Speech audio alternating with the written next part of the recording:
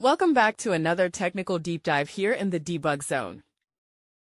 Today, we're tackling a big question and breaking it down with insights from other users. Hopefully, this clears up some misconceptions and helps you get the answer you need. So buckle up, stay a little curious, and let's jump right in.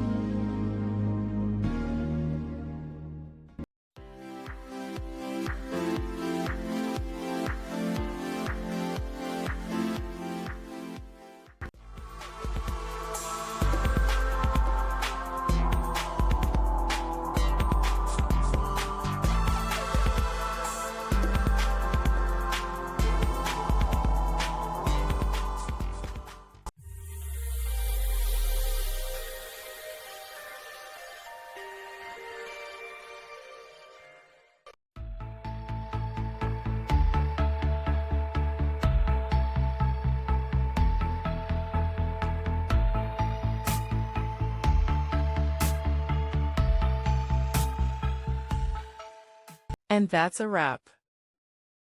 I hope you found the answer you were looking for.